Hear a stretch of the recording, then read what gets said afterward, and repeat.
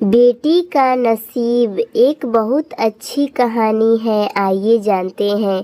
लाजो गांव के कुएं से पानी भरकर घर की ओर जा रही थी। रास्ते में उसे दूर से एक बुजुर्ग आते दिखे। जब वे पास आए तो उन्होंने कहा, बेटी मुझे थोड़ा सा पानी पिला दो। लाजो ने कहा, हाँ हाँ बाबा, क्यों नहीं, ये लीजिए पानी पीजिए। यह कहकर उसने पानी का घड़ा हाथ में लेकर उन्हें पानी पिला दिया। पानी पीकर बुजुर्ग ने उनका धन्यवाद दिया और आगे चल दिए। कुछ देर बाद लाजो घर पहुंची तो देखा वे बुजुर्ग और उसके पिता खाट पर बैठे थे। रामधन जी, जो कि लाजो के पिता थे, रतनलाल उनके ही पुराने दोस्त थे, जो कि दूसरे गांव में रहते थे। कई साल बाद वे रामधन से मिलने आए थे।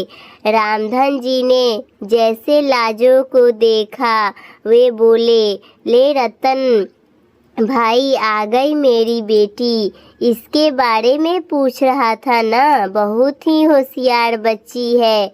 बस मेरी गरीबी और इसकी माँ न रहने के कारण इसे इसका बचपन छीन लिया गया। आ बेटा, ये तेरे चाचा हैं, मेरे बचपन के दोस्त। लाजो कुछ बोलती उससे पहले ही रतनलाल जी ने कहा, भाई रामधन, तेरी बेटी बहुत संस्कारों वाली है। आज कुएं पर इसने ही मुझे पानी पिलाया था, और कोई होता तो पहले मेरी जात पात पूछता, फिर कहीं जाकर पानी पिलाता। तेरी बेटी बहुत परोपकारी है। अपनी तारीफ सुनकर लाजो शर्मा कर अंदर चली गई। तभी रामधन ने आवाज लगाई, बेटी अपने चाचा के लिए कुछ मीठा ले आ। रतनलाल जी ने उसे रोकते हुए कहा, भाई मुंह मीठा बाद में कर लेंगे, पहले मैं जिस काम से आया हूँ वो तो सुन ले। हाँ भाई, बोलो क्या बात है, घर में सब ठीक है तो न?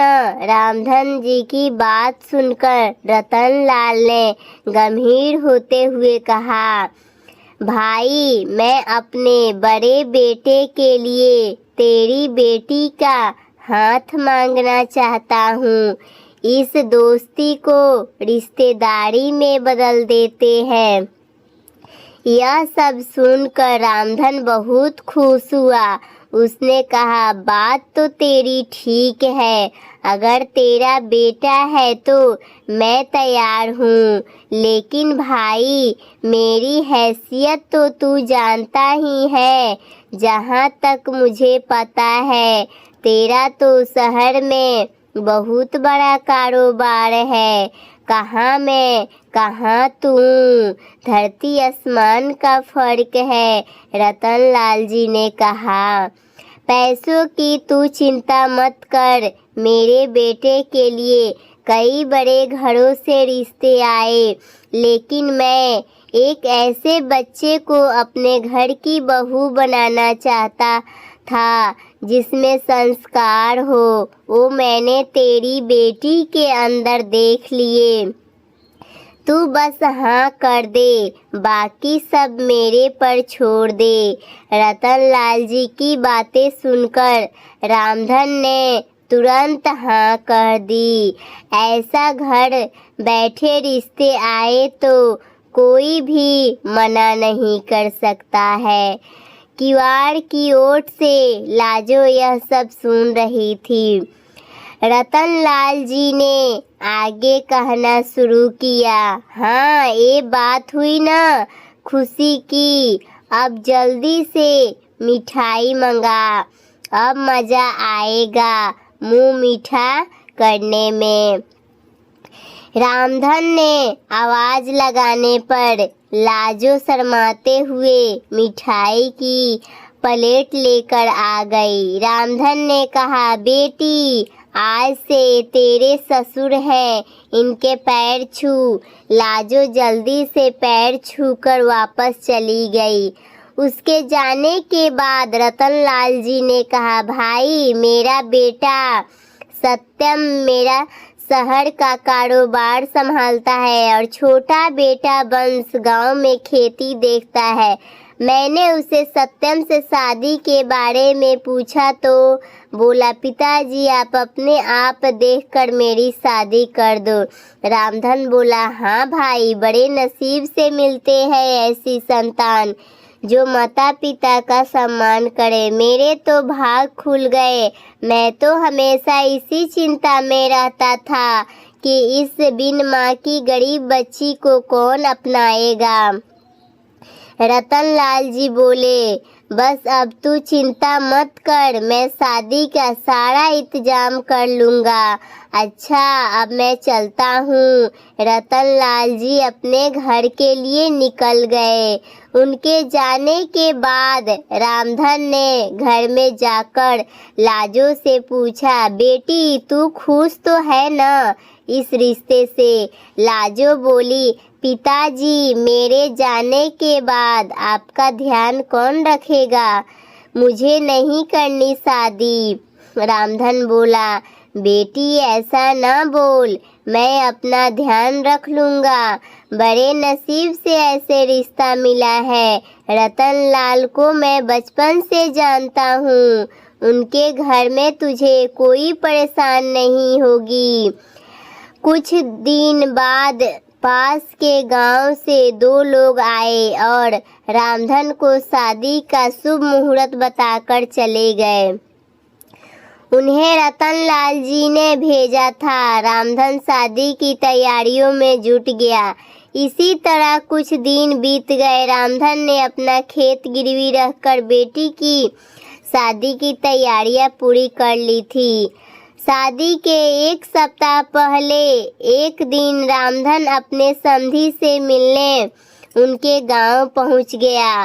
रतनलाल जी ने उसे देखकर गले लगा लिया। उन्होंने अपने परिवार से मिलवाया। अपने होने वाले दामाद सत्यम से मिलकर रामधन बहुत खुश हुआ। रतनलाल जी ने कहा, भाई तू यहाँ आया है, जरूर कोई बात है। बात क्या, बता। रामधन हाथ जोड़कर बोला, नहीं भाई, मैं तो बस ये बताने आया था कि मैंने शादी की सारी तैयारियां कर ली है। आप एक बार आकर देख लो, कुछ कमी लगे तो बता देना, जिससे आपके मेहमानों के सामने आपको शर्मिंदा ना होना पड़े। रतनलाल जी ने कहा, हाँ मुझे पता है, तेरे पास एक ही खेत था, तूने वो भी गिरवी रख दिया। उसी पैसे से सारी तैयारियां की है। मुझे तुझ पे विश्वास नहीं था क्या? जब मैंने कह दिया था मैं शादी की तैयारी कर लूँगा, फिर तूने ये सब क्यों किया? रामधन आश्चर्य में पड़ गया। वह बोला, माफ़ करना भाई, लेकिन बेटी की शादी के लिए कुछ तो मुझे भी करना चाहिए। रामधन यह कहकर रोने लगा। उसकी आंखों से आंसू बह रहे थे। तभी रतनलाल जी ने अपने छोटे बेटे वंश को बुलाया और इशारे से कुछ समझाया।